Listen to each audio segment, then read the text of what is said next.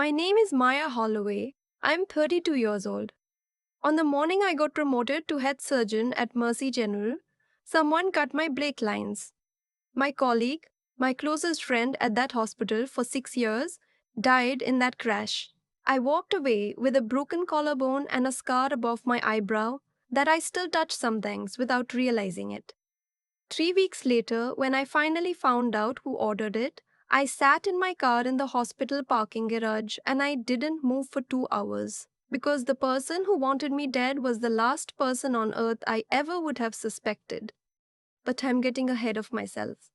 Let me start where it actually started, which was a Tuesday morning in early April, the kind of morning where the sky is that pale blue that feels almost too clean, like it's been scrubbed overnight. I remember that specifically because I'd been awake since 4, too anxious to sleep. I'd been waiting for that promotion for 3 years. 3 years of double shifts, of skipping holidays, of eating granola bars and supply closets because I didn't have time for a real lunch. When the call finally came the evening before, I cried in the shower for a full 10 minutes. Not from sadness, just from the kind of release that comes when something you've carried for so long finally lands. My husband Dathan made me coffee before I was even out of bed. He placed the mug into my hands and kissed my forehead and said, "Today's your day. Don't overthink it." That was very Nathan, always knowing exactly which 4 words to say. My colleague Diana was already texting me by 6:15. She'd been at the hospital longer than me, knew everyone, knew every supply closet and squeaky gurney and difficult attending. She was 44, sharp as anyone I'd ever met, funny in that dry way where you didn't always know she was joking until she gave you this little look. She texted, "Proud of you. Coffee's on me after your first meeting as the boss. Don't let them see you sweat." I smiled reading it and shot back, "Too late. I've already sweated through my blazer." She was going to drive us both in that morning. We did that sometimes when our schedules aligned. It was a 40-minute commute from our side of the city and we'd use the time to debrief, complain, laugh. She picked me up at 7:30. I got into the passenger seat and she looked at me for a second and said, "You look like a department head. How does it feel?" "Terrifying," I said honestly. She laughed. "Good. Means you care." We were 20 minutes from the hospital when it happened. We were coming down the long slope of the Ridgewood overpass. I'd driven that stretch 100 times, and Diana touched the brake to slow for a red light ahead, and the pedal went straight to the floor. I saw her face change in an instant, that shift from calm to controlled alarm that you only recognize in someone who knows how to stay professional under pressure. "Brakes are gone," she said, completely even, already gripping the wheel differently. I don't remember screaming. I don't remember a lot of things from the next few seconds. What I remember is the sound, metal and concrete, and something I can't describe, and then nothing at all. I woke up in a hospital room, my hospital. I recognized the ceiling tiles before I could make sense of anything else. My collarbone felt like it was on fire. Nathan was sitting in the chair beside the bed, and when he saw my eyes open, he stood up so fast the chair slid back across the floor. "Hey," he said, and his voice broke on that one word. Just that one. I looked at him and I knew before I even asked. The same way you know, sometimes when you're standing in a doorway and the air feels different on the other side. "Diana," I said. He pressed his lips together. He shook his head slowly. The room felt very small after that. People came in and out over the next 2 days. Nathan, my parents, a few colleagues who stood in the doorway looking uncertain about what to say, which was fair because there was nothing to say. My mentor, Dr. Harlan Webb, came by the second evening. He'd been at Mercy General for over 20 years, had written one of my recommendation letters for the fellowship that started my whole career there. He was 61, silver-haired, the kind of man who commanded rooms without trying. He sat across from me and told me how sorry he was, how senseless, how tragic. He held my hand for a moment. I was too numb to feel much of anything by then. The police came the first morning and told me the accident was under investigation. They were being careful with their words, which told me something. The second morning, an officer named Riaz came back with a different expression, the one that means the thing they're about to say is worse than what they said before. The brake line didn't fail. She said it was cut. The room went very quiet. Nathan stood up from his chair. What? We are treating this as a criminal matter, Officer Rhea said carefully. We're looking at everything the car, the route, the timeline. We'll need to ask you some questions. My mind was doing something strange, running in two directions at once. Half of it was trying to understand what she just told me. The other half was already somewhere else, somewhere cold and very focused. Because if the brake line was cut, then someone had done it deliberately. And if they'd done it deliberately, then they'd known the car, the driver, the schedule. They'd known Diana would be driving me that morning. Or they'd known I would be in that car. The next week was the longest of my life. The police investigated. They looked at Diana's records, her personal life, any conflicts, any deaths. Nothing. Diana was just Diana. She didn't have enemies. She had a daughter in middle school and a condo she'd just finished renovating and a fantasy football league she took embarrassingly seriously. There was no reason for anyone to want to hurt her, which kept pulling me back to the same thought, the one I push away and then find sitting there again an hour later. Maybe Diana wasn't the target. Maybe I was. Nathan said it out loud first, about 5 days in, sitting across from me at our kitchen table with 2 cups of coffee going cold between us. Maya, what if whoever did this thought you'd be driving? I looked at him. I know. Who knew Diana was driving? I don't know. Anyone who knew our routine? We did it a few times a week. I shook my head. But who would want to? I don't have enemies, Nathan. I'm a surgeon. I fix people. It was quiet for a moment. You just got promoted over a lot of people. I didn't say anything to that. But I thought about it for a long time after. The investigation stalled out. Officer Reyes called every few days with updates that weren't really updates. They were still processing, still reviewing footage, still following up on leads that apparently led nowhere. I went back to work 3 weeks after the accident, earlier than my orthopedist recommended, because sitting at home was making everything worse. The hospital felt different. Or maybe I felt different in it. I kept noticing people's faces when I walked in. Who looked at me, who looked away, who came up to offer condolences, and who didn't. Nathan's father, a man named Gerald, who'd spent 30 years in private investigations before retiring, called me one evening out of the blue. Nathan had told him what was happening. Gerald was blunt in the way that only older men with nothing left to prove tend to be. The police are good at what they do, he said, but they're busy and they've got 50 open cases. I've got one. You want me to look at this? I said yes without hesitating. Gerald worked quietly, without drama. He called me every few days, asked specific questions: who had access to Diana's parking spot, who knew my schedule in advance, whether I'd had any professional conflicts in the last year I hadn't thought much of at the time. That last question I answered carefully. There had been the hiring decision in January, when the committee had chosen me over 2 other candidates.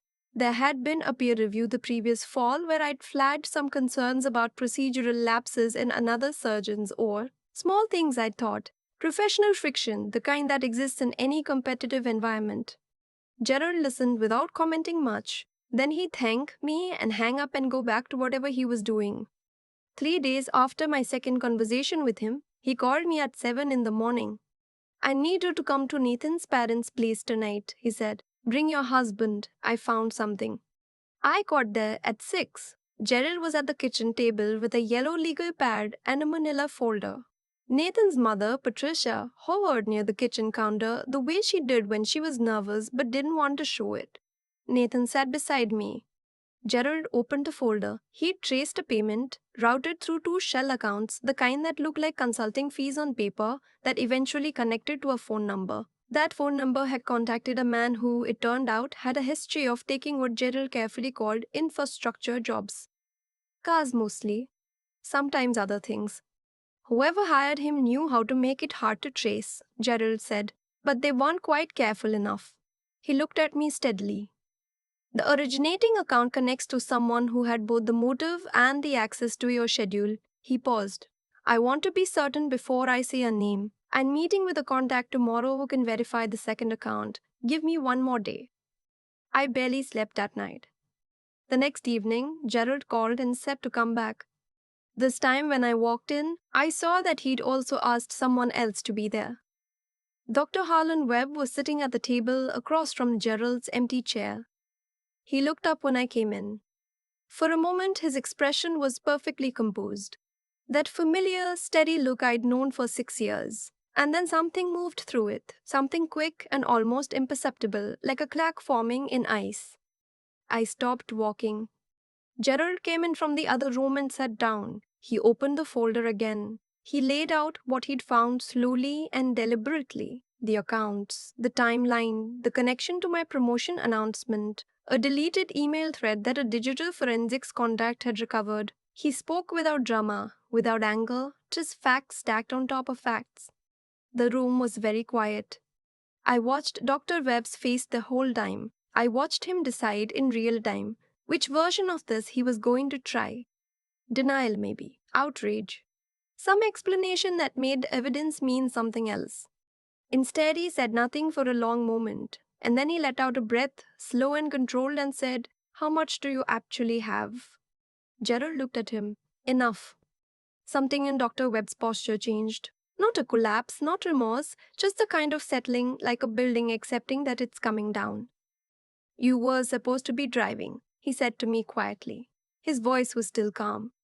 That was the thing that undid me most, the calm. Diana wasn't supposed to be in that car. I couldn't speak. Nathan's hand found mine under the table. "I trained you," Dr. Webb said, and the word came out with something underneath it, something old and rotted.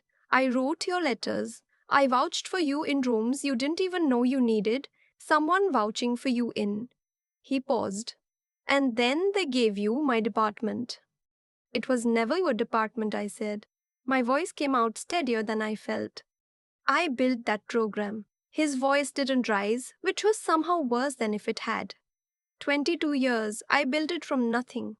And they handed it to you, to someone I trained, like my years meant nothing, like I was already gone. So you decided to make sure I was.